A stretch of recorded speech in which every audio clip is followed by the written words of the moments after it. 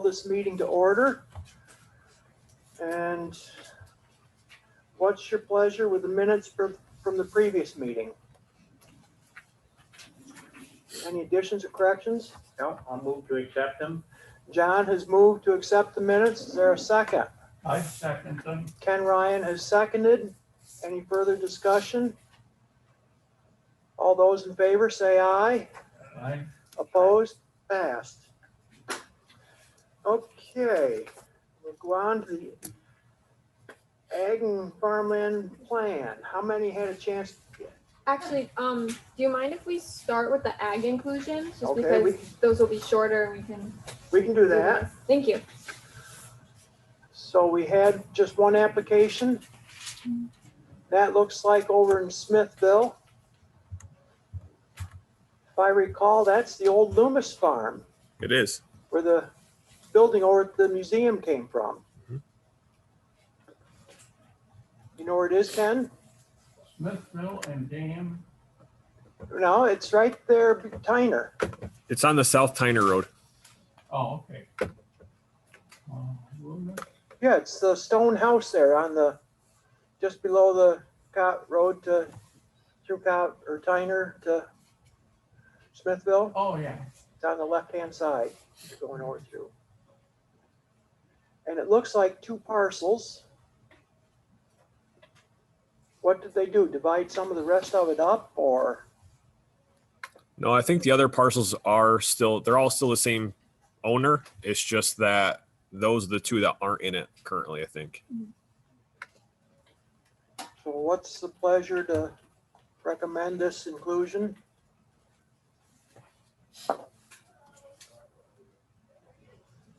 Looks like John moved I to, can move to accept that.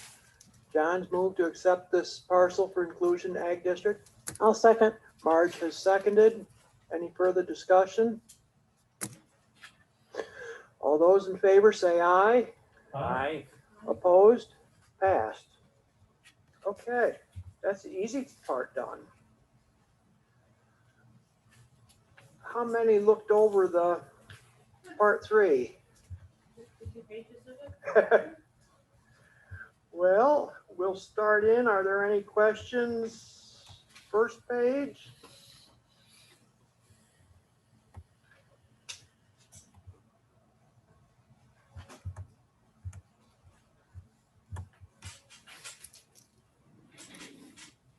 Any comments? Second page.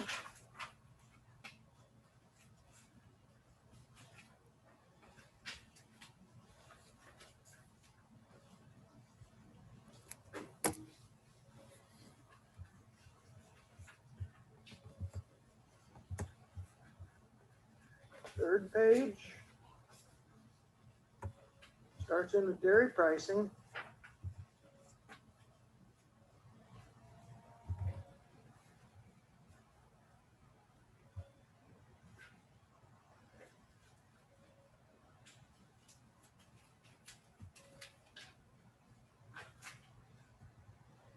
Fourth page is on dairy.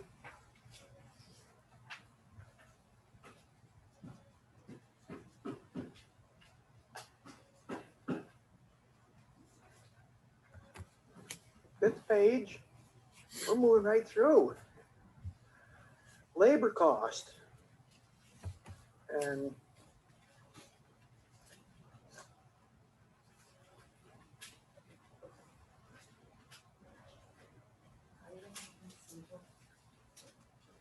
Oh, does your machine signal? No, I can do it.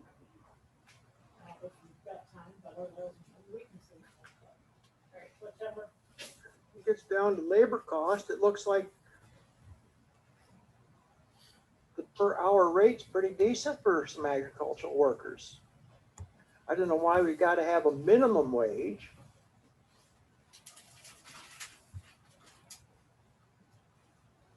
Workforce, or next page.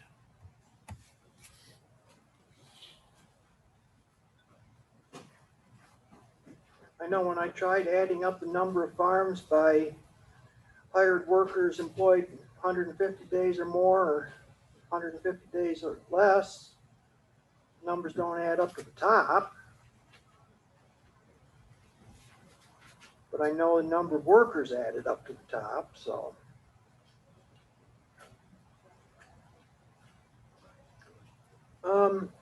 Next page.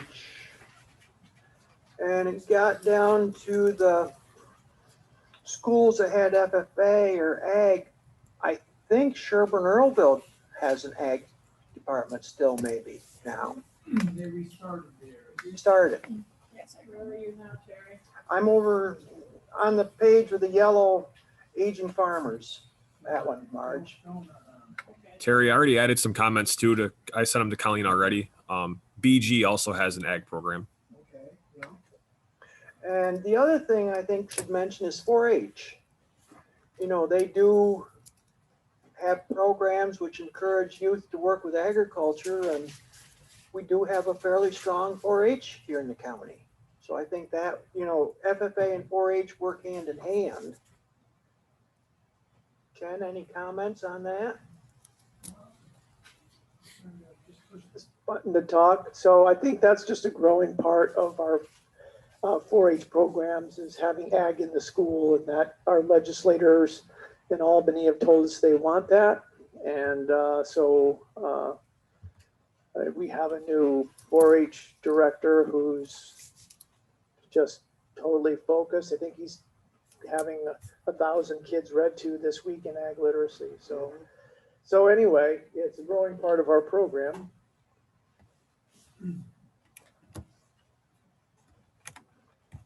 So I think somehow we ought to include 4-H in that as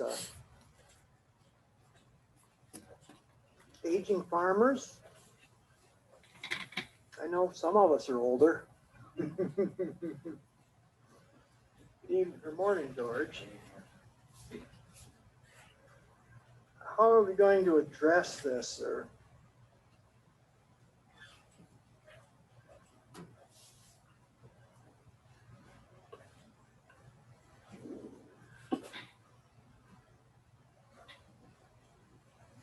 Any comments?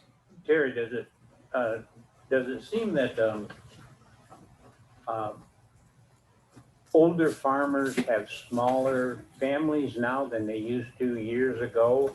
And these kids that are not going through an ag program, they've seen how hard their parents work on the farm. And so it's just natural. You're not going to have a family member to turn it down to. But I would imagine that the farm owner, the parent, he waits and waits and waits, hoping that some of his offspring, will take over the farm. But maybe that just doesn't happen until it's, until it's almost too late, and he doesn't have a plan in place. There used to be more of a push to push the kids off the farm because there were better opportunities out in the workforce. And so they wasn't as encouraged to keep them on the farm. I know I grew up in a family that it was there and wanted to keep it going, but you've got some older farmers that have not encouraged their kids to farm it. And it almost seems counterintuitive for the farmer to early on make a plan, to dispose of his farm. And then that may, if he doesn't include his offspring, his children in there, Mm-hmm. and he's, got some kind of a plan to do something with the farm, it kind of, it isn't exactly a welcoming solution to the kids who may grow up from a younger age. They don't know what they're going to do, So I don't know. It seems like a difficult thing to, if you have kids. And I think the problem has been lack of income. There's been a lot of, because you spend all this time working, you really need to be compensated better to keep them on the farm. I can remember our oldest son saying when he was, I don't know, 5, 6 years old, he was wanting to farm it. And we were gonna keep farming even if we had to pay to have them take the milk. Well, we've almost gotten to that point, it seems like. And so I don't know how to turn this around. Ken? Well, I think, I think it just comes back to the economic opportunities and you address it, I think, really by just trying to make the markets the best they can be. And milk is a challenging one because it's such a big system, but there are other things, other opportunities in the county that are growing opportunities for keeping people on the farm. And so they may be on the farm, but the farm might not be making milk the same way it was, or maybe it's still a family farm, but it's a farm that is not a full-time farm. It's part of the family's overall activities. I mean, really, I think that's the way forward in Chenango County, is having as many different choices for farm families as there can be, whether it's stay in milk if it works for you, or milk as a part of something else, or maybe it's you're not going to do milk anymore, but you're going to do beef, and you're going to be a school teacher or working at MBT or something like that, so that you still have that farm lifestyle, but you don't necessarily have the dairy farm lifestyle, which is a whole different thing. You just have to learn how to milk a goat or a almond or something or other. So a dairy farm that is milking 75 to 100 head and has the necessary land to feed that, the equipment to manage that land, plant, harvest, and has the building structures on the farm to adequately create that environment. What would it cost to buy that farm? I mean, obviously just a ballpark price, but I mean, we've got to be talking You're talking over $1 million. $1 million, yeah. Yeah. Million plus. So that seems like an impediment to, I mean, can he afford to just turn that over, that $1 million investment? Can he just turn it over? Can he afford to do that, or? It depends on what he's got to live on. If that's paying his retirement, he receives a portion of the income from that as payment.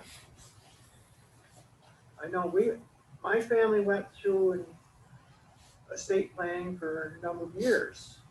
And it was passed from my grandfather to my uncle, and uncle to me. And I know we set up things. There was a buy-sell agreement for each generation. And a lot of it was forgiven, but it was an agreement in the passing. And the other thing, I think, when we bought Grandpa's estate from Grandma, it was $52,000. And then when I bought from Uncle Albert's estate from Aunt Judy, it was over $300,000. But I had insurance to pay for it. That's what we used for, purchases, insurance for long-range planning. So you paid labor for your father or your grandfather? He took what he needed for income from the farm, but he had Grandma's retirement and their Social Security. Mm-hmm.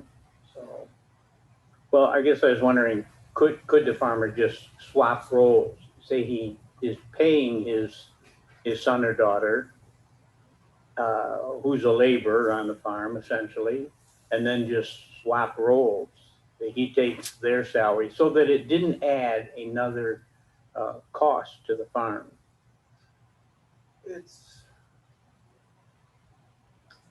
It depends on how much is paid for and how much debt you're carrying. Yeah. That's what is gonna be a bigger determines the amount of debt that you've gotta pay off.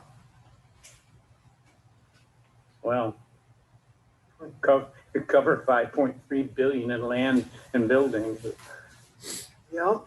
pretty steep hill to climb.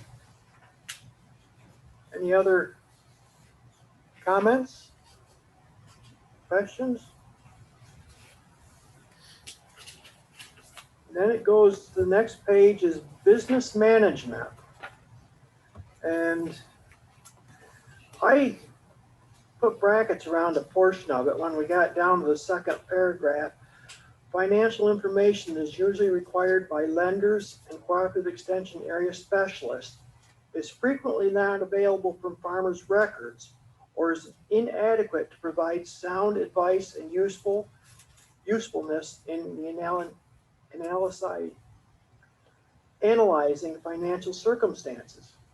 Where good records are kept, evaluation is a high priority, and profit gains are being made through significant cost controls. And I think this is, I've got records, but I don't look at them properly the way I need to. A lot of farms have records that you don't have time to fully sit down and analyze. Ken? Well, we tried to pay farmers to look at, we paid them $500. We'd say, well, tell you what, you do farm business management summary and we'll give you $500 and we'll give you help. And even then, you couldn't get farmers to do it. And when we look around the state, when most farms, most family farms without, I'm not thinking about the family farms like the ones that own 4,000 cows and have a herd manager or something like that out in Cuba County. But when people are using the dairy farm business summary, which is probably the most powerful tool for management, it's because someone from extension goes out and does the numbers for them. And the reason you say, well, why would that be?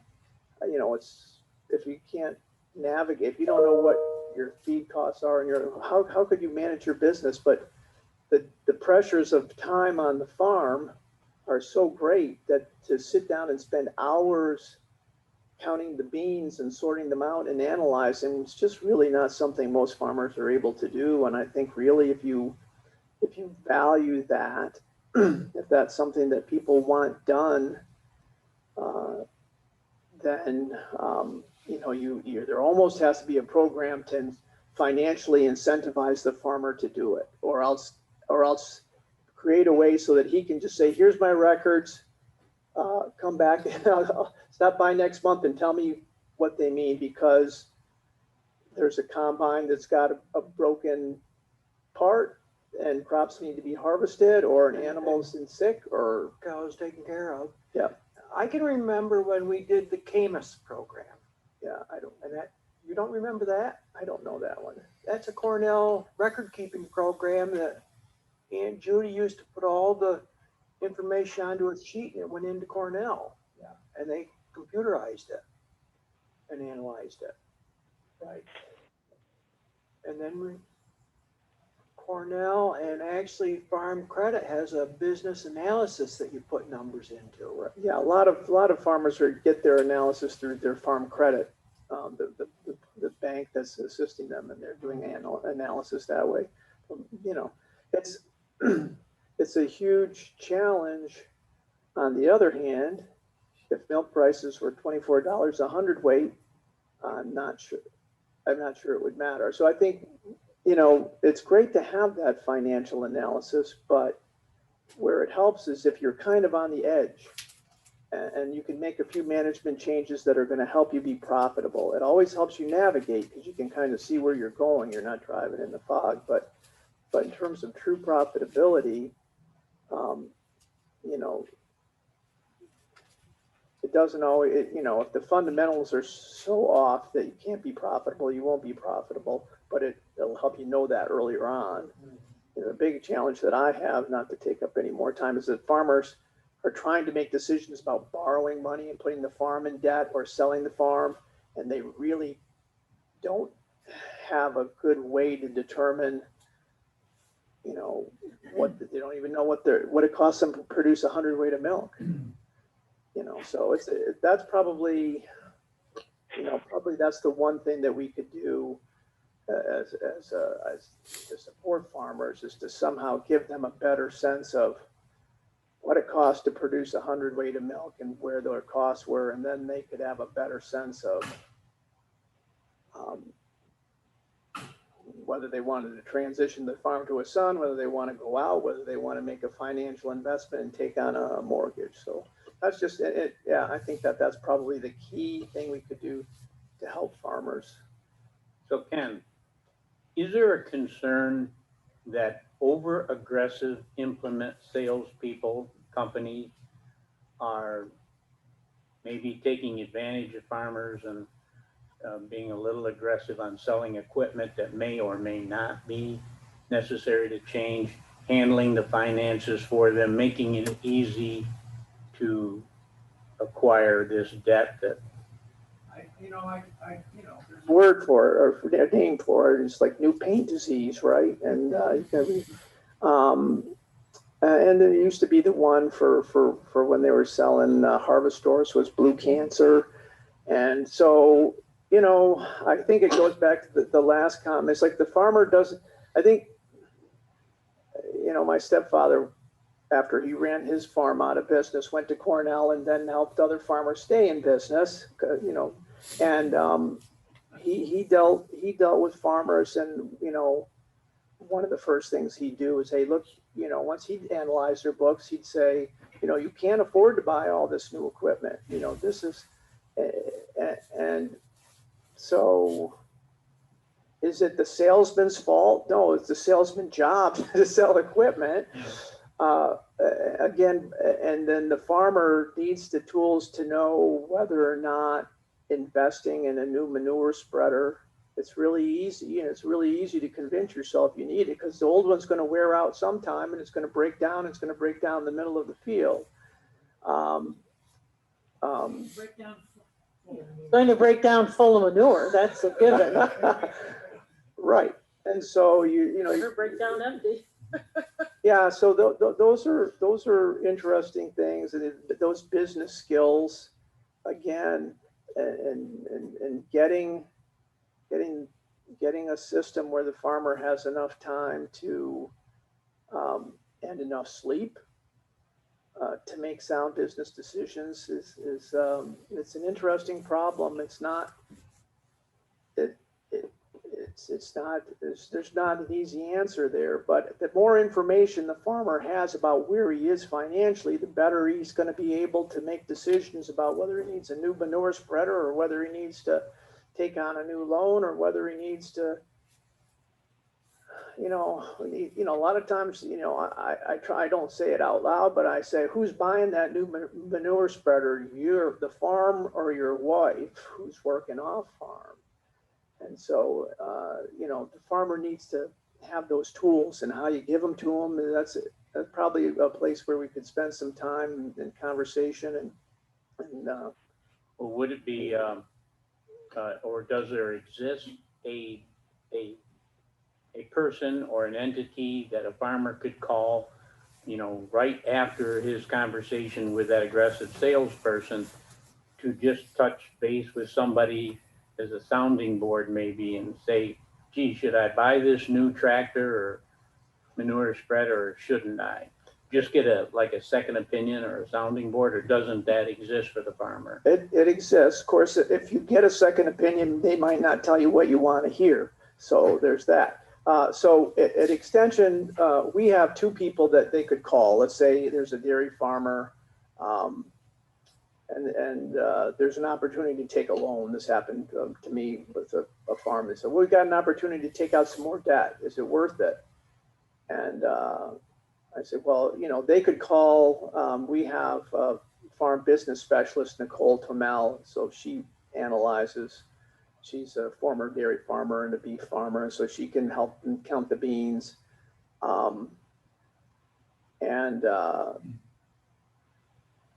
There's also Dave Balbian, who's our dairy specialist. So, you know, there are people that can be called, but I think one thing that we can do right now is, you know, it's not always pleasant.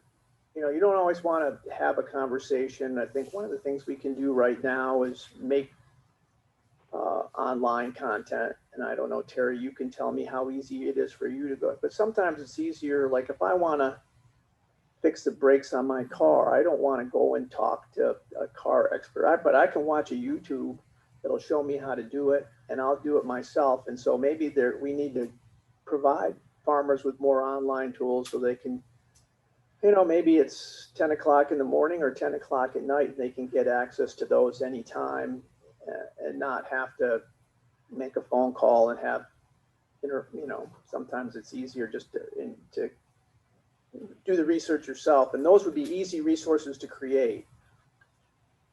I know the other one that would question is your banker. And, you know, I can remember Albert coming back and talking to the banker one day, and the banker's question was, do you really need it? And Albert's comment to him was, well, I'd like it. He said, I don't go out Saturday night and party, and I don't do drink or do this and that, but he says, I like my new machines. You know, Albert liked nice machinery, he told me. Yep, so that, you And he know, got the loan. that was with Bert Bridges, which probably not many of you remember Bert, but Mr. Ives, why do you need this combine, big red combine, $500,000? And Albert says, well, let's put it this way, I like nice machinery. You know, no problem buying nice machinery if you can afford it. You know, Yeah. I'm not trying to discourage Still sales. I'm just, not being a farmer, and I go by farms and I see, looks like a salvage yard of old equipment that, you know, I don't know, maybe it's still being paid for. I don't know, but, you know, and. Well, that's one of the ways, I mean, that's one of the ways, you know, that's one of the ways that you keep your farm profitable. You know, if you've got like tractor, you know, it doesn't have to be a farm all M, but it could be, you know, a lot of, you know, that tractor was bought in 1980 and it's been depreciated for 1,000,000 years, but it's still, you can still put a few hundred hours of work on it a year, and it's probably going to cost you a few, you know, the cost to keep it running is less than it would be for the cost of the new equipment. And the challenge that I see, what I sometimes is, I see farmers investing in new equipment, and I think that equipment, the farm will never pay for that equipment. All that equipment, that's just coming out of the equity of the farm. And so that those are difficult decisions to manage, and I think there's new opportunities to have those conversations with farmers in a way that maybe a little bit less intrusive and a little less like the farmer from Cornell come in and say, you know what, you need to get bigger. You need to have you need a different kind of barn and a lot more cows, and that's off-putting. But if you can just give the farmer the tool to do the research himself in a comfortable time, then I think they'd be more likely to take advantage of it. well, I can remember we had an extension agent that used to say, ask how many cows you're milking. 60. He says, well, you can take care of 60. You can take care of 61. You're milking 61. You can take care of 62. You're milking 62. You can take care of 63. And it just keeps snowballing because, you know, you can take care of so many now and let's add more. And an estate planner,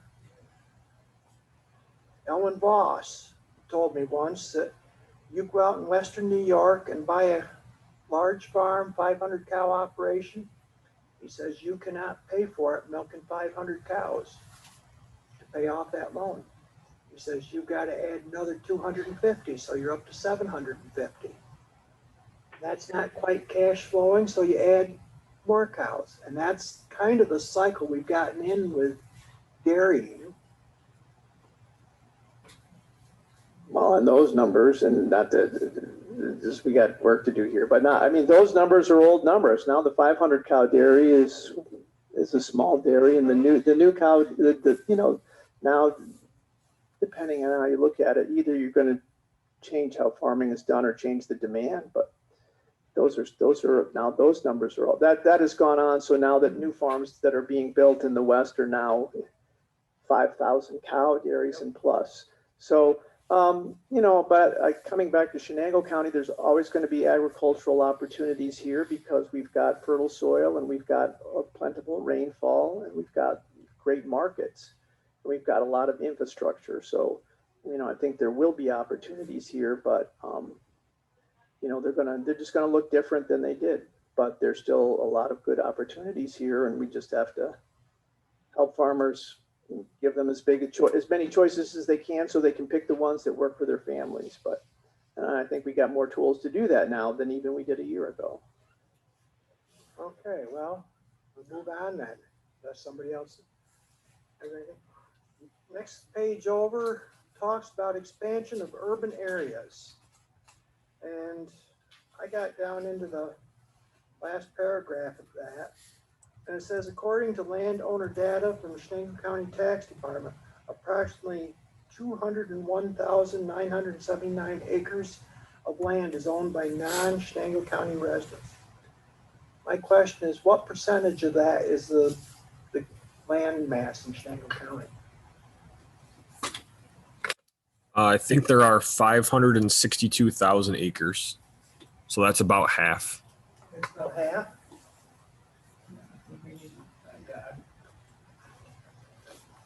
So I think, Let me do the math on that for a second. What do you got, 900 square miles? 910. Yeah, like 640. That's why I wondered, you know, we've got that number out there, but do we need a percentage of county land just to make it? It's 36%. 36%. So that if you said that many acres and percentage, I think that would make it more realistic for those that don't realize how big the county is. Shane, though, that number of acres not owned by residents of Chenango County does not imply that they are not farmed acres. Yeah, so that's one. They could very well be farmed acres, and in the consolidation of farms, when a small farm goes out, that farmland is bought up by an adjacent farm, which may just be over the border.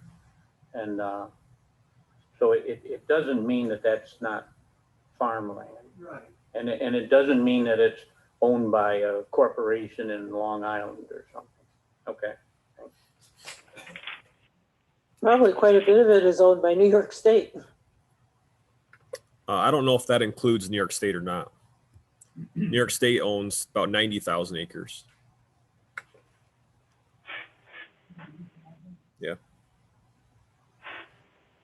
State land and parks. Okay.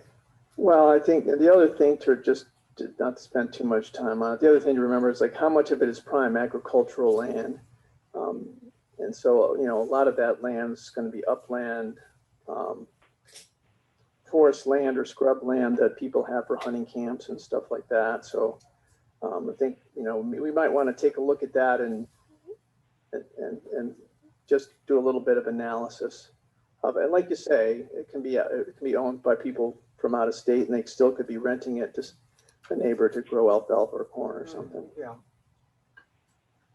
And some of that non-prime farmland, upland farmland, is perfectly suitable for raising pheasants, and could be managed by a farmer who's gone out of business, who has the equipment and the knowledge to run it. And there's certainly an economic opportunity for that person who is now out of farming, sold off his prime river bottom and just has the upland farm. Okay. Moving on to broadband.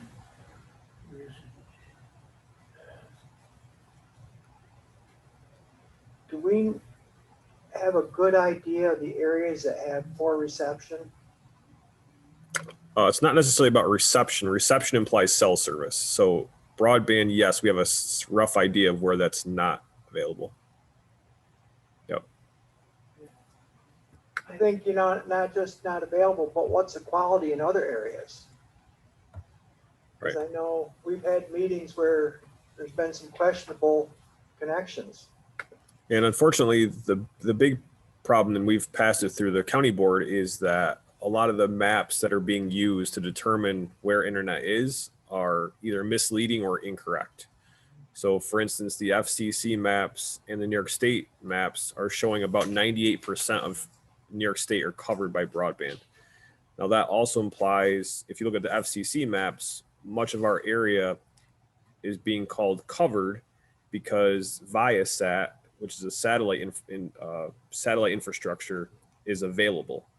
But satellite typically has data caps, so you might only be able to watch 3 or 4 movies streaming, and you've hit your data cap for the entire month. So it's not as accessible, is not as a good option for most people. So do we have, Matt, this kind of goes back to what we were talking about last time with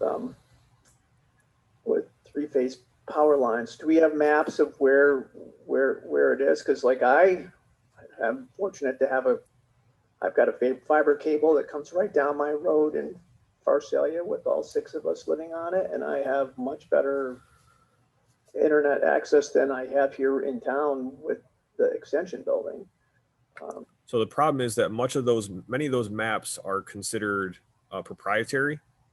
So because of business competition, we have those maps, but we cannot give them out.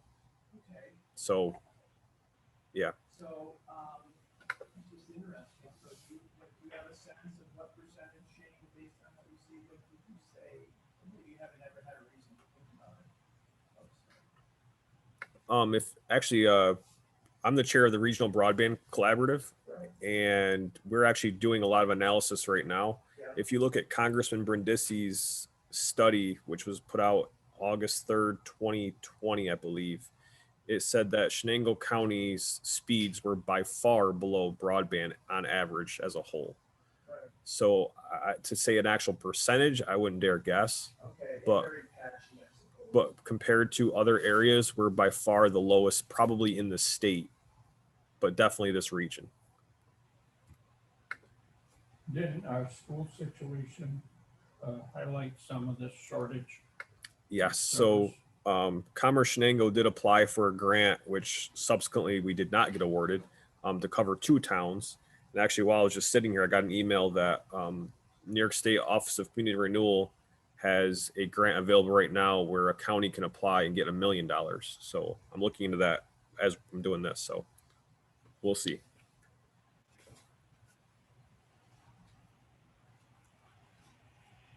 Well, just on the topic of this, not to beat the dead horse too much, but I was kind of surprised. We've had population loss in New York State pretty dramatically over the past, but I was surprised to see that during the pandemic, the population of certain New England states, which I would say are not as pleasant to live in as New York, like Maine, I lived in for many years, and New York's a much kinder, gentler place to live in certain ways. Just the infrastructure is better, and I don't think the taxes are dramatically different, but their population went up. And it's just like, wow, upstate New York should be able to compete with rural Maine without too much difficulty. And so I think that's one thing that is really important in, keeping us competitive for people looking to relocate is, people can have rural broadband, they can work anywhere. And if they don't, they're not going to relocate here. And you've got to have a business atmosphere that's conducive to doing business. The taxes under the current governor are Yeah, I gotta say, when I went all those states, they just found different ways to tax you so that like when you went to register your car, it might cost $700 in Maine.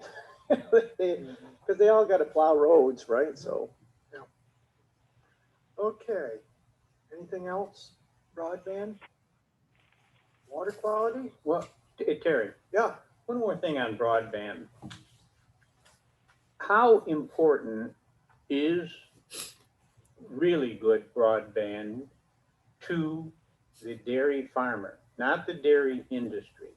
The dairy industry, as it says here, web-enabled, direct-to-customer sales, enable products to shorten supply chains and develop customer relationships and attain more revenue. I think that's all good for, the ancillary businesses around dairy farming or farming. But for the actual dairy farmer, how important is it for him to try to go online? We just had a conversation of how little time he has with his workload around the farm. So how important is broadband to the dairy farmer? I mean, I know he likes to go on and maybe buy his Christmas presents or buy a chainsaw or something like that, but really, in running the dairy farm, how important is it? I think it depends on the age of the dairy farmer. Your younger generation, which I'm going to say I'm not in the young generation anymore, they look at the internet. I'll sit down and look at it for a short time and then I'm done for the evening. Would you buy a baler? Would you buy a tractor? I would maybe look at the specifications for it, but then I'd talk with a dealer. I mean, would you try to do a course on how better you could plow your fields? Now your fields aren't going to physically change any. You plowed them and planted them for years, harvested them for years. How important is broadband to doing that? I mean, new equipment, certainly that $500,000 combine or something is going to do your fields quicker, I think it depends on what you're using the internet for.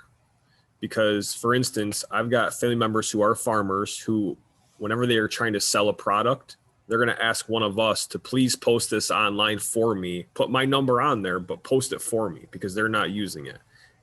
Same thing if Ken wanted to do videos for how to, look at these solutions. Without good broadband, you're not going to be able to watch those videos. So again, I think it really depends on what type of market you're getting into, what you're using that internet for. Another thing is if your piece of equipment is broken and you're going to try and fix it or order a part yourself, a lot of times you probably don't have the original owner's manual for that machinery, and you're going to have to look online to find what that part number is to replace it. I know I've been asked to do that many times of, hey, can you look up this part number and, we can order it for me. Great. Sure. Good reasons. The other thing, but beyond that kind of stuff, is like Terry and I are trying to work through a PPP loan application, and we wouldn't even have thought of this 13 months ago. But how many times are we going to meetings on? Like Terry was at the Dairy Day committee meeting on Wednesday, but he was in his house doing it on Zoom. So if you can't, almost that ability to meet with somebody by Zoom, I think is basically, you almost have to have that to be in business these days. You have to have the ability to meet. I know Monday I did a regional, well, we called it the regional forum, but it was a national forum with dairy promotion. And to have farmers from all over the United States on this one forum to be updated was, great. And the cost of bringing the farmers together was quite a bit through the past. And this year we did it just by, 3 hours online, and they presented a lot of the information. The drawback that I see is you don't get the other personal information, the visits after meetings to politics that go on. Okay, so I'll understand that broadband is important, and especially like you said, with the newer generation farmers coming up, You know, there's tutorials.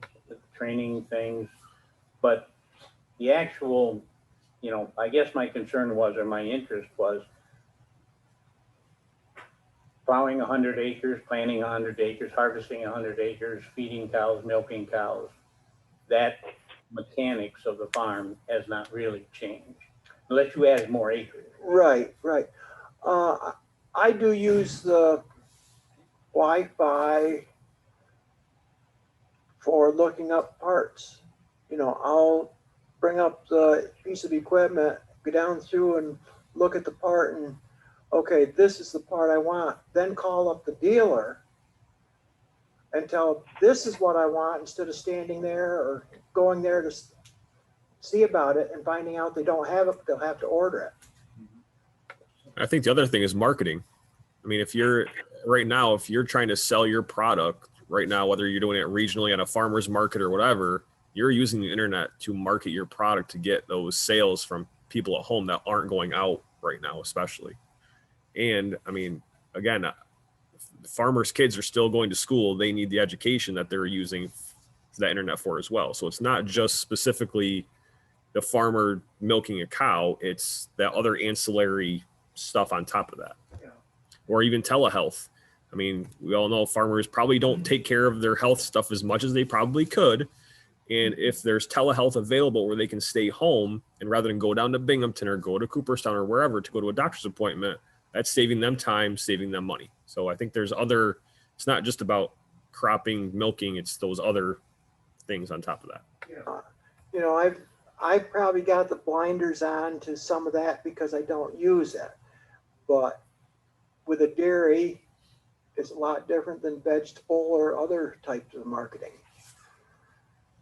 Yeah, I agree. And one of the things that we try to do is give farmers the opportunity to make more money off of their existing farm. And if they can do that by growing vegetables, and a vegetable stand out by the road does bring in some money, but they might be able to harvest more and sell more if they could use that online market. So yeah, I can definitely see where the internet and broadband would be helpful in contacting and creating markets for other things. Okay, we'll move on to water quality. That says we got 582,528 acres in the county. 98% into the Chesapeake Bay. So, Rob's on the phone if you wanted to ask him anything too. Rob, any comments?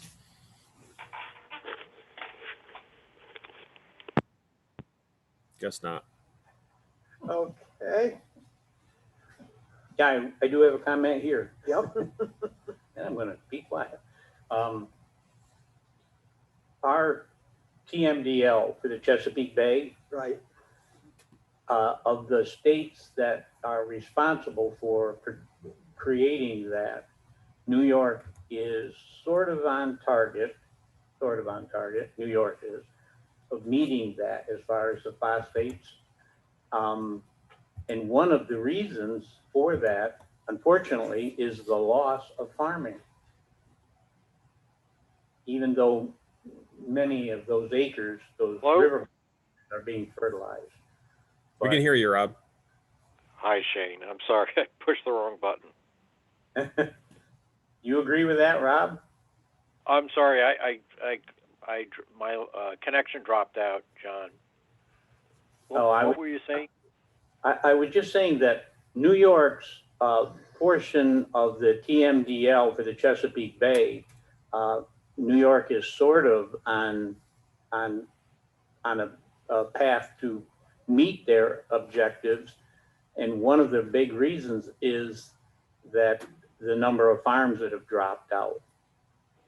So it's like good news and bad news, but. Yeah, it's a double-edged sword, of course.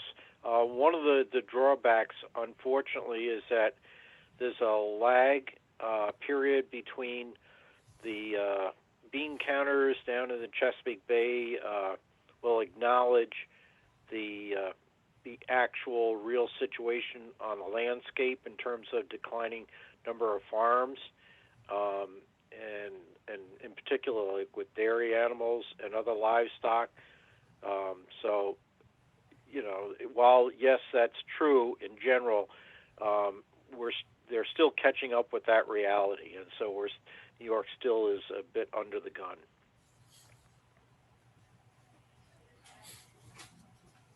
Okay, any other comments? We'll move on to changes in weather and climate.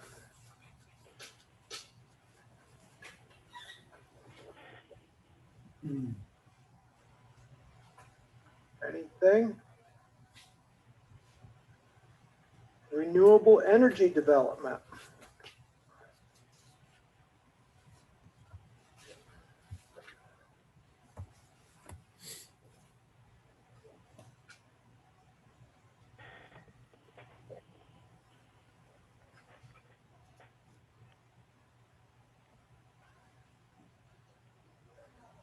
I thought it hit most everything.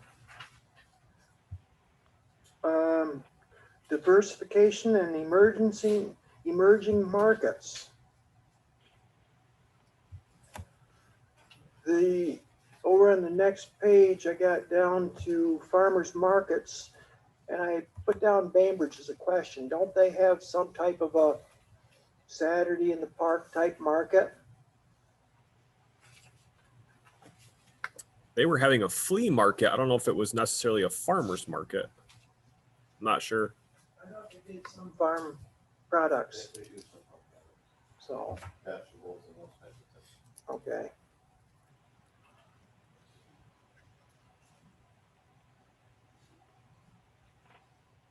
Anything else for? Does Frog Pond qualify as a farmer's market? No, they're a private business. They would almost be a roadside stand type of business. And actually, technically, most of our farmers markets aren't really classified as farmers markets based on the regulations.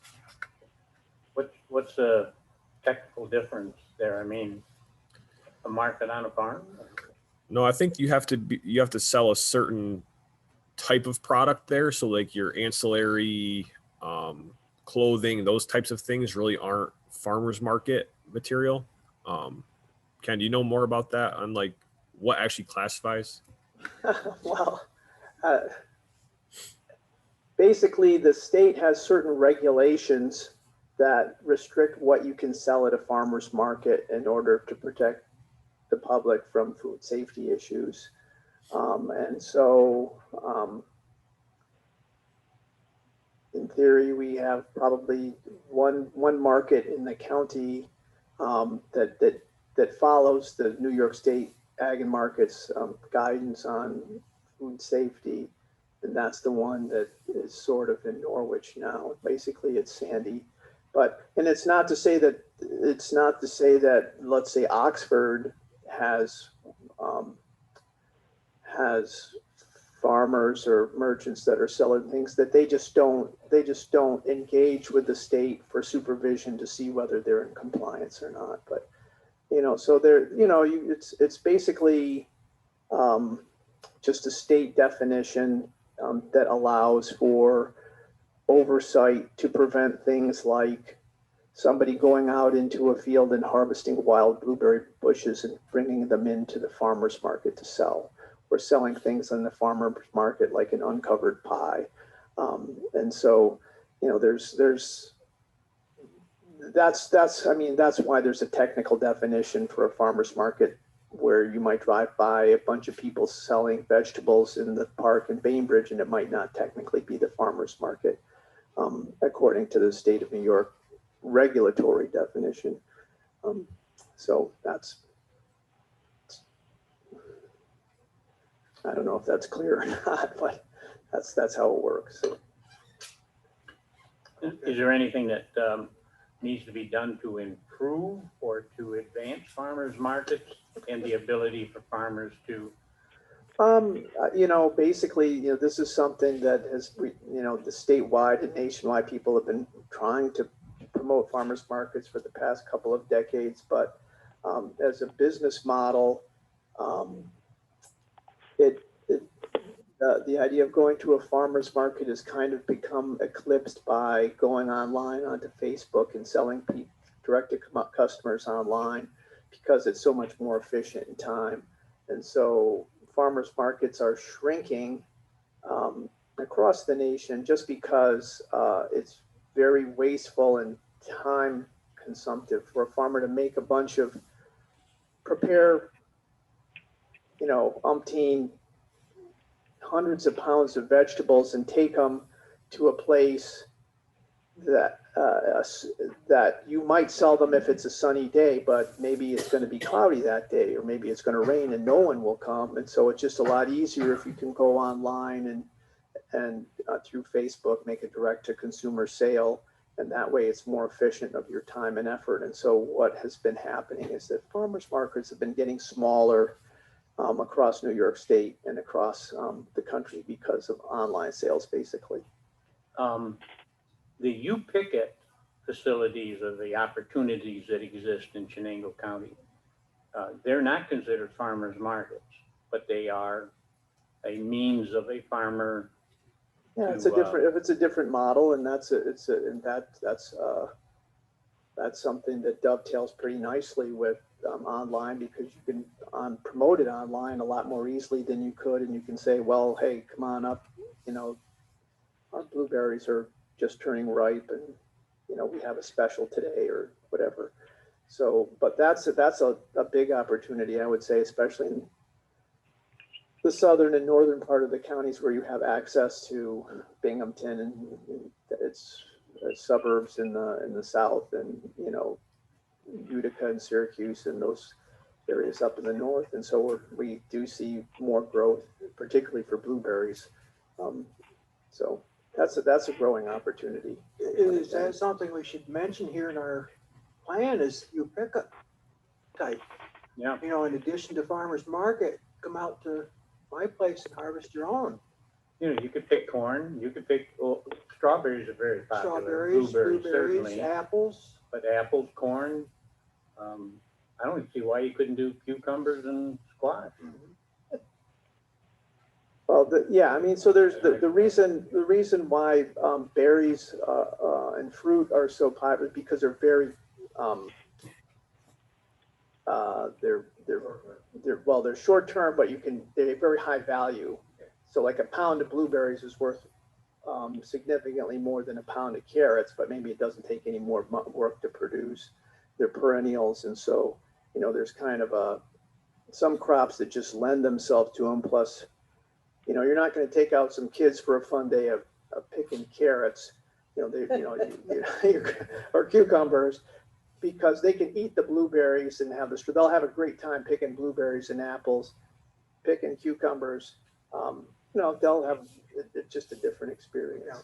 But there's a lot of opportunities we don't think about, but a lot of people have businesses inviting people from the city out for a country experience. Have a meal in the country. Yeah, so I don't see that so much here, but up in Madison County and other places, they do a lot of that. I think maybe just a sentence or two about you pick as an opportunity. Yeah, and a farmer could include those cucumbers along with maybe some strawberries and blueberries and apples, and then the people go in. I agree, Ken, that no one's going to go in and make a day of picking cucumbers, because you can't eat them that fast. But if the cucumbers were there, and the corn and the tomatoes and stuff, yeah. I mean, there's got to be a profit in it. You're not, all you did is plant the stuff and. Well, profit in farming is always complicated, right? So, the thing is, what's going to pay for the labor that it takes to plant it and cultivate it? And so there's certain things, the reason blueberries work so nicely is they're perennial. And so the labor is managed over a long period of time. But anyway, I think those farm experience and ag tourism, you can see it's got a lot of potential, and you see places like Critz Farms up in Casanova that, we have a little bit of it here with the Pilas. Ag tourism it plays a really important role both in educating the public and creating an income stream. So, that's, maybe that's, I don't know, do we mention ag tourism is another thing to consider? Because pick do we have your a own as kind of section? ag tourism. Do we have a section for ag tourism in the plan? I don't remember if we do or not, but it might be an opportunity to add the corn maze and some other opportunities.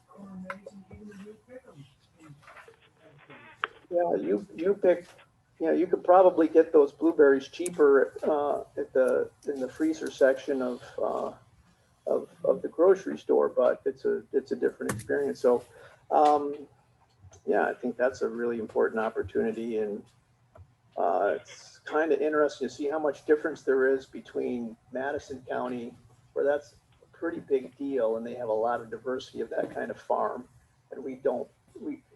For us, I think, because dairy's been so strong for so long, is we haven't got the buffalo farms and emu farm. I talked to a mom from Madison County Day and looking for a way to market her emu. I thought that was a thing of the past, but emus and blueberries and maple, they all go together for ag tourism, and it is a big moneymaker. So it's one we probably need to work a little bit harder to promote. Terry, hit your mic. Okay, we're going to move on because we've got hemp down here. And my question about hemp is, how good is the market stability? Or is it like emu, which was going to be hot for a while and then die, kind of? That's already happened for hemp. So it had its boom, and now it's had its bust, and that's where it is, right? So is it something we need to keep in the plan? I think with the increase of the cannabinoid oils and that kind of stuff that are kind of picking up as well, I think it still is an opportunity for our farmers, but it's up to you.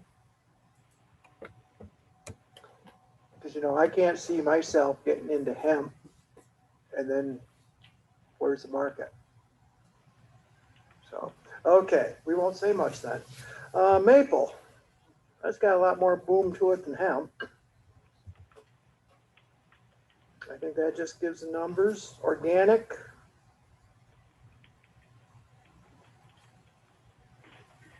The one thing I'd say, it's kind of funny because I go to these maple producer meetings, and I would ask them, how many of you guys fill out the USDA ag census for your maple products? And like almost none of them did, including none of the biggest ones in the county. And so this number is a good relative indicator, but the maple industry is much bigger in Chenango County than these numbers reflect. And so it's just interesting, but it's, you guys can see the growth of it around you all the time. So there's enormous opportunity. Okay. On that maple product, and we've talked about this before, is that Ken has always told us where you can harvest maple sap, and it's in the northeast corner of the country. So to these other places that have had people move and have acquired a taste, or maybe they haven't acquired a taste for maple syrup, I don't know that we really market maple syrup in the southern part of the country and to the western part of the country as much as we should. Well, the maple, so if you talk to the major maple buyers, what they'll say is we remember we were having those ag summits on yogurt and on hemp, and we'd have these ag summits, and I said, well, do we need one on maple? And they said, we don't, because we're making advances in maple production all the time. What we need is an ag summit on maple marketing. And I think that, from the state, there would be some real advantages. I don't think that it's a Chenango County thing, but we could advocate that the state do it. But because maple has a lot more nutrients than any other sweetener. And, people are looking for that kind of stuff. The same person that's looking for the almond milk is looking for, but if you can give people an excuse to eat sugar, they will do it. And so I think there's a lot of opportunity in maple marketing, and that's something we should probably get the state to help out on, because we are in a position where we have a kind of a corner on the market, literally, and the state could help with marketing, I'm sure. Okay. Hops. For those that drink beer, I guess. And I see another section tied in barley, which is tied into the hops. They got the honeybees and beekeeping in between.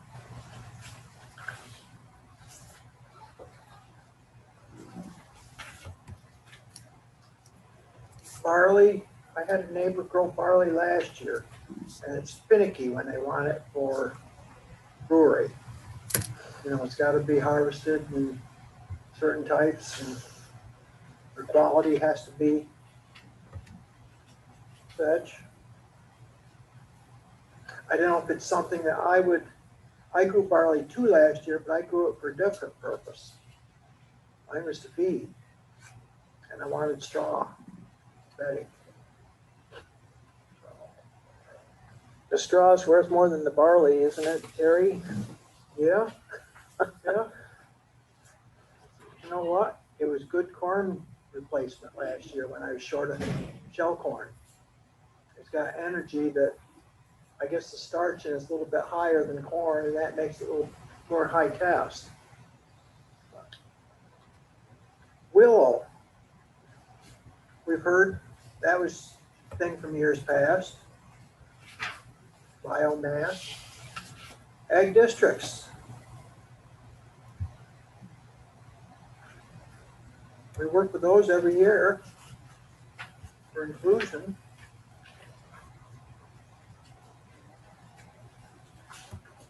What were there? I think 8 districts when I came on this board. Now we're down to 3. Yeah, that's just a number of districts. That the acreage is probably the better comparison, because actually when I first started 12 years ago, there were technically 17 districts, but some of those districts only had maybe 100 acres. So I don't have a comparison for the acres, but You've done a fine job. it's consolidated. Yes. Okay, good. Right to farm.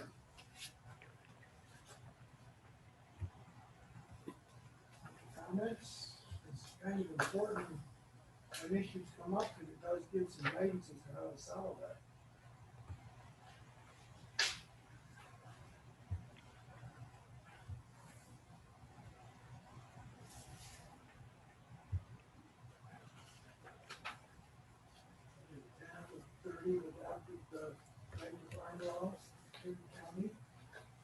Make sure you hit your mic, Terry. 10 out of the 30 have adopted the right to farm law here in the county. 21 towns, but then you've got your villages. So I think that's what they've included in here. But you could have a right to farm within the village. You could. Many of our villages have actually in their zoning laws that you cannot have animals outside of domestic cat, dog type animals within the village. I know the village of Oxford, I don't believe you can have chickens in the village. And I do own land in the village because I pay village taxes. Village of Afton is in the process of passing a law that enables people in the village to have other animals. So, I don't know if there's any restriction on what animals, whether you're gonna see, you know, a bunch of lizards, but they are in the process of passing other, you know, other animals. What was it? Earlville had the problem with the chickens? I think that was Earlville in Madison County. Okay, anything else? Ag easements, conservation easements, transfer of development rights.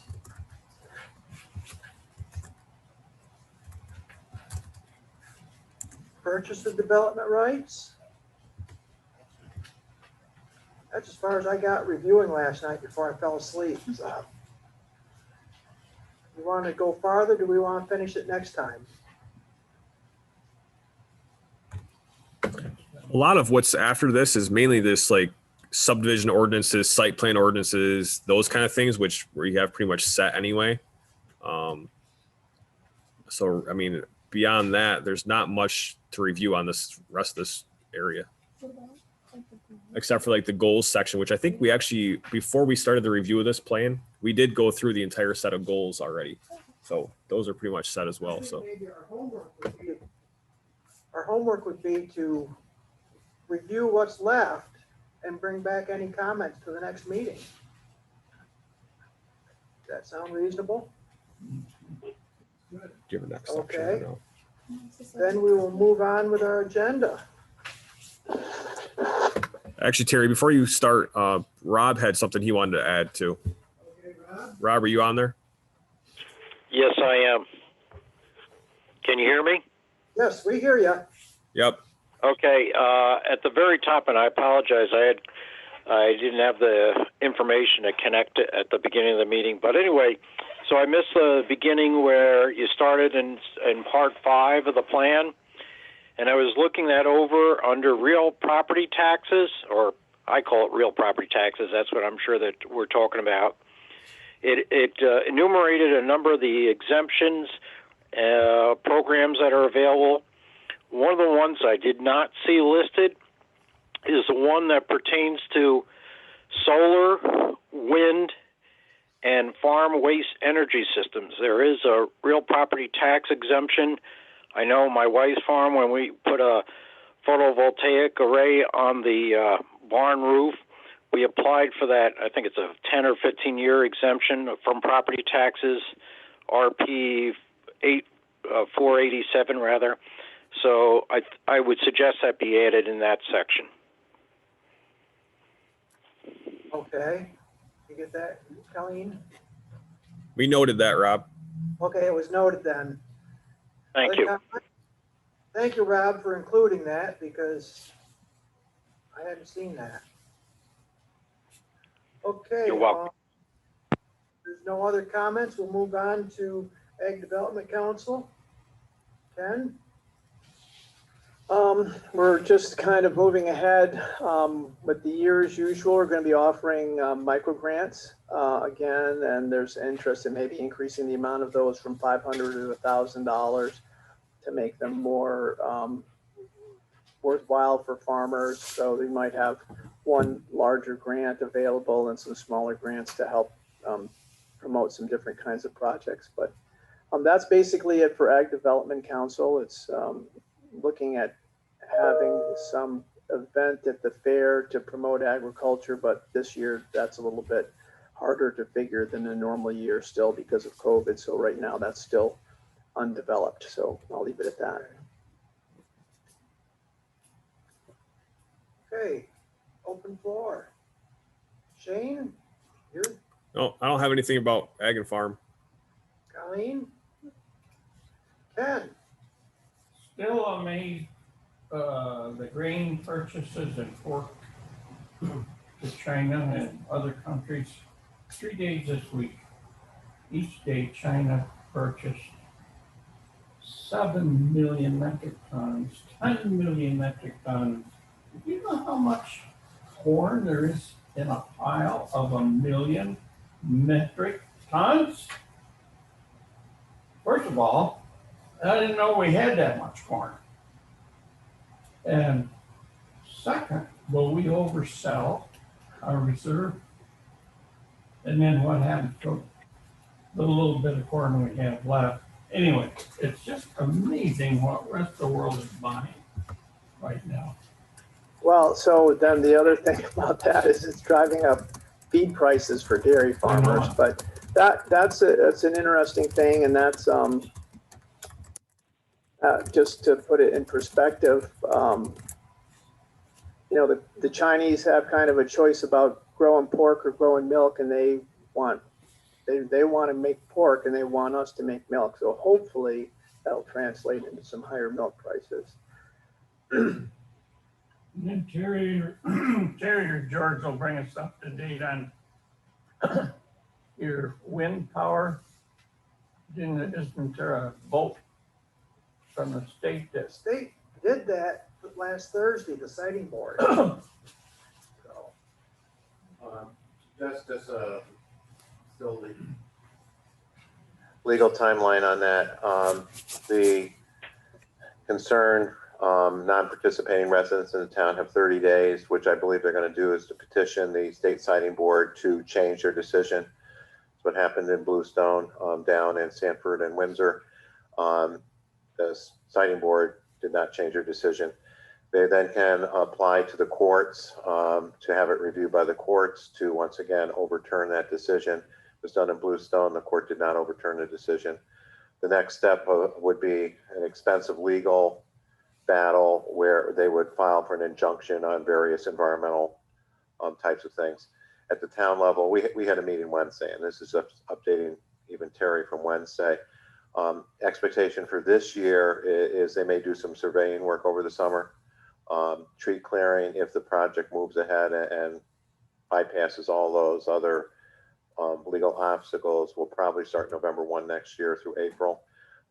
In 22, they're probably going to look to put in all of their, I'm going to call them their connecting lines and roadways and those kinds of things. Actual construction would not be probably until 23. So that's where we're at this point in time. So, thank you. thank you. I know the concerned citizens say they represent a majority of the residents. Well, I think they only represent a majority of the vocal residents, not the rest of them. I think when they had presented, this was going back previous, not this last summer, but the previous summer, they had about 368 people in their group. You know, that's out of, I'm going to say about 30 or 2,500 in the town.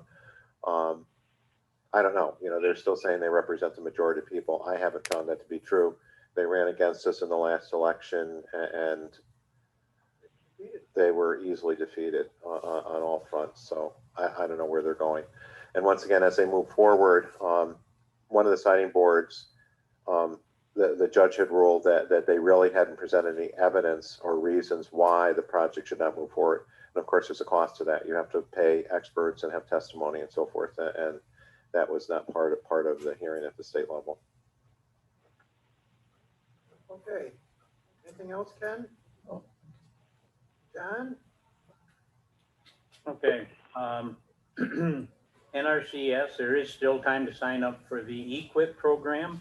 I think new contracts are going to be sent out in April, but of course you can sign up at any time. And as we understand it right now, as of 2021, farmers will not be able to harvest a cover crop.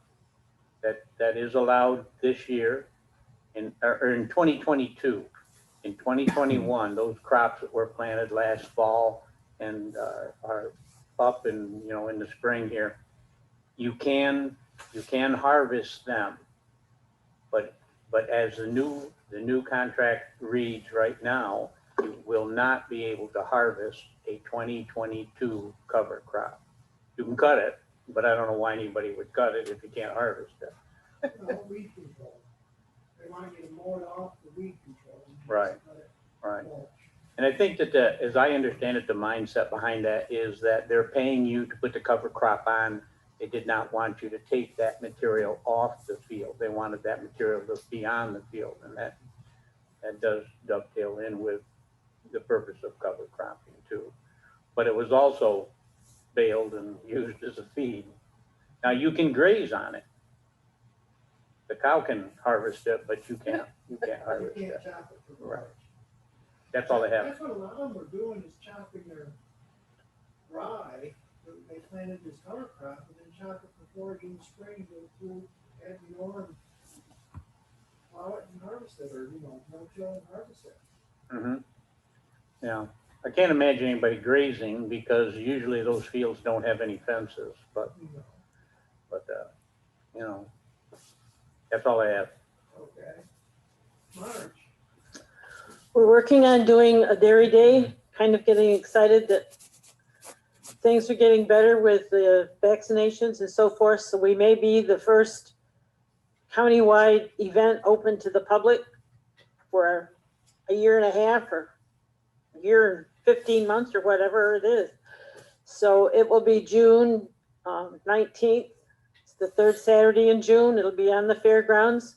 We've moved the location from over into the agricultural area where we will be undercover but still open air in the cattle barns and that area. I think that there'll be a parade that will be able to be viewed from the grandstand where we can social distance in the grandstand. And so I think we're going to be able to have a nice day.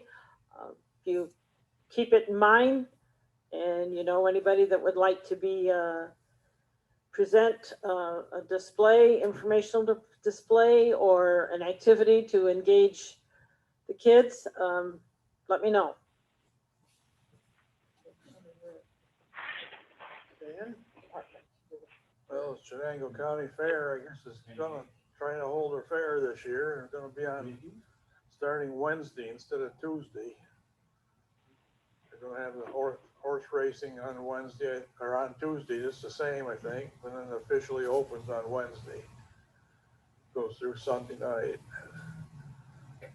We're trying to get everything straightened around so we can have a fair. Okay, Guess that's it. George, do you have any? Yeah, I'm just going to share, one part of the ag plan is that we have a lot of people outside the area own land. This is an actual case of just up the road from me. We have an Amish family that purchased part of a farm, and the other half of the farm is owned by people downstate, which they had a lease agreement on. They found that their lease agreement's getting canceled because what they do is on the hay fields is they actually graze their cows and move them around over the year. And the property owner doesn't like it because the cows do not eat the hay field off evenly, and has decided 2 years early that they're just canceling the lease.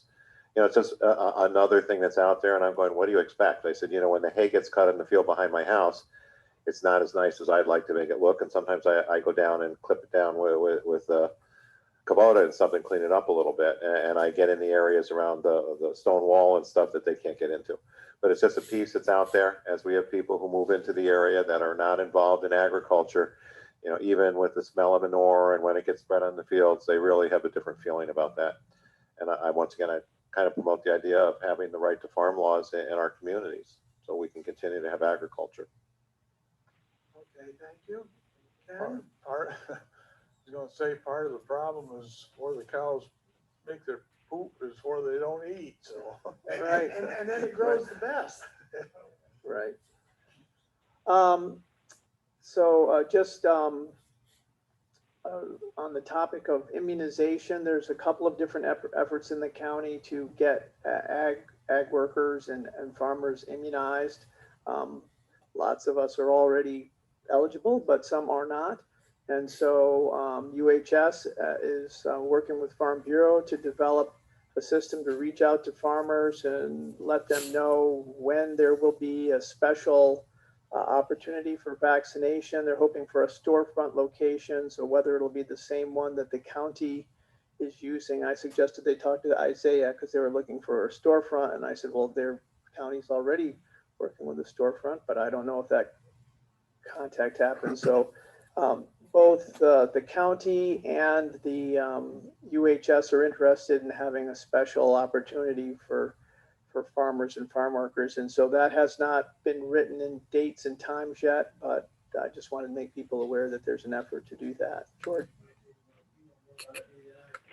Just gonna add, I don't know whether Marge, did you get a request for pop-up clinic and on Selick? If it came through an email, some of the emails originating at the county still are not coming through. Okay, no, this came from UHS.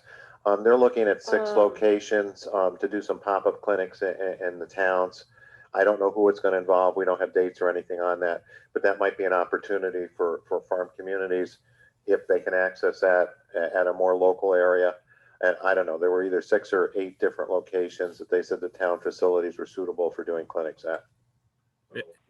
Once again, I'll try to keep people posted and I'll let Ken know.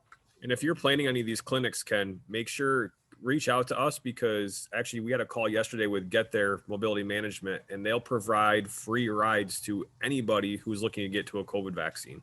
So, Okay. but they would love to be part of that. So there's, so there's a couple of different efforts. And so, at the same time that UHS is talking about pop-up sites, and they're talking to Farm Bureau, and Farm Bureau is saying that pop-up sites don't work as well as having a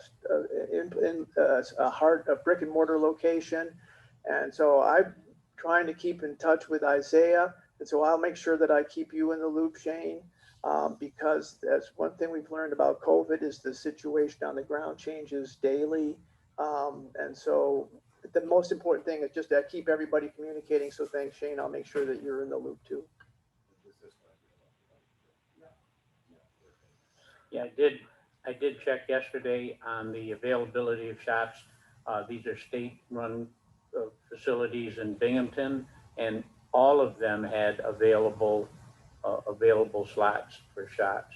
They will all be the Pfizer shot, but they all have openings right now, all of the places in Binghamton.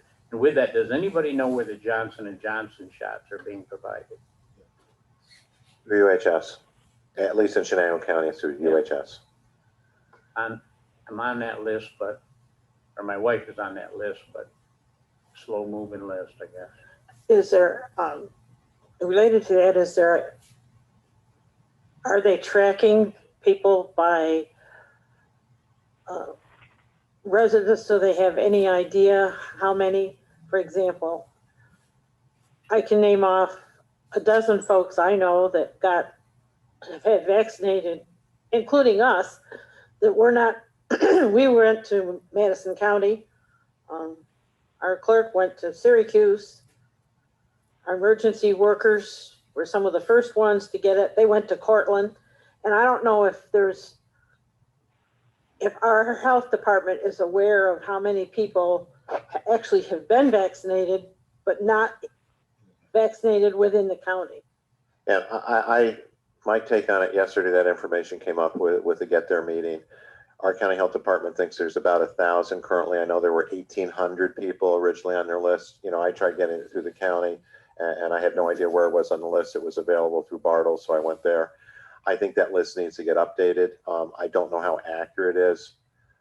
So I'm going to say I don't think so, but I'll check with Mark Flint on that. I mean, they asked on the application what county we lived in on the paperwork, Sure. but whether that ever gets translated back, because I don't know of anybody out of the county that's coming into Chenango to get vaccinated, but I know there's people in Chenango County that are going other places. Yeah. And I just think maybe there's a lot more folks around here have been vaccinated than aren't being counted as being vaccinated. That's possible. And I'm going to say it depends on where you live. I was in Oxford last week and we had people from Delaware County coming to Oxford because they said they had to go to Delhi, and Oxford's a heck of a lot closer to Sydney and those other areas. Yeah. So I think it depends on your proximity, where you may be. But I don't know that we have. Whether that information is Because particularly where if it you, goes. particularly if you register at the state website, because I know you can, my highway crew at the town has attempted to register with the county, but then it sent them onto the state website and sent them to Syracuse or here or there. And they were hoping to get it more local. So I said, we got to look into that. So does the county get their information from themselves, or do they get it from the state, George? I think both. Okay. Because the county, you could register with the county health department, but it was an online registration again. I don't think they're taking any phone calls. And the same thing was with the state. So I know like in our office, you know, like probably half the staff has been vaccinated. I don't think a single one of them got vaccinated in Chenango County. Yeah. And I'd like to think that by now more than 1,000 people in Chenango Oh, County. where that data is available, I can get it to you. It comes down from the state all the time, how many vaccines we have been administered in first and second doses in each county, each location. Right, well, I mean, so, but yeah, that's just kind of interesting, to see, like, well, let's say they say that we had 1,800 doses going to the county, and we got 50,000 people up there. And I don't think we have that information. I don't think we have the information that, you know, some people went to Cortland County, went to Syracuse. I don't believe we have that, but I'll check with Mark on that. Just that, you know, I think maybe there's a lot more people who've been vaccinated than we think for because they've gone out of the county to get it done and that information hasn't gotten filtered back. I mean, I suppose eventually that would come back through, but it's probably slow. Okay. Other comments, or maybe I'll make a couple comments. I forgot to pick up my notes, but I did take a couple pictures from a meeting I had Monday with the National Dairy Promotion Forum that they had. And one of the things they talked about was farmers being compensated fairly for milk and manure. I think manure is going to be one of the newer things on the market because of the nutrients that are available. And then also you get into your carbon credits, and farmers should be recognized for what they do for the environment. And so that's going to be one of the new research things that happens. The success of dairy companies is tied closely with the success of dairy checkoff. So is that 15 cents we put in for promotion is going to help promote sales, both short term and we've got to look at the long term. And I know Tom Gallagher made the comment that 85% of the checkoff dollars that come in right now are for short-term promotion right now. That's now. 10% of it is for a longer promotion, and then 5% sustainability. There's a sustainability thing in there that, you know, how can farmers be more sustainable? And what are they doing for the environment? And how is this affecting the environment? So that's in there. There was a good speaker, and I wished I picked up my notes because he spoke about planning and prediction. He called it do something. And I can't remember what it was, but he said it is easier to plan for 10 years down the road than it is to plan for next year. He says our planning for next year has too much noise, as he called it, too many other distractions in there. And he says when you plan 10 years down the road or 20 years down the road, it's a whole lot easier than planning for tomorrow. And I thought that was kind of an interesting. He had an old term that he used that was initials for, and I can't remember now, so, but I'll have to bring him in sometime. He was a speaker that started out more of a motivational speaker, and he's also worked with the Army as far as promotion. He's worked with generals, training generals, and so forth. So, I guess that's about it. Rob, do you have anything else you wanted to bring up? No, thank you very much. I have more comments on the part 3, but I'll send them off to Shane and Colleen via email. But thank you. Okay, thank you. Okay, thank you. And I see Ken stood up, so that's a motion to adjourn. All those in favor? Aye. Say aye. Passed. Thank you, everybody.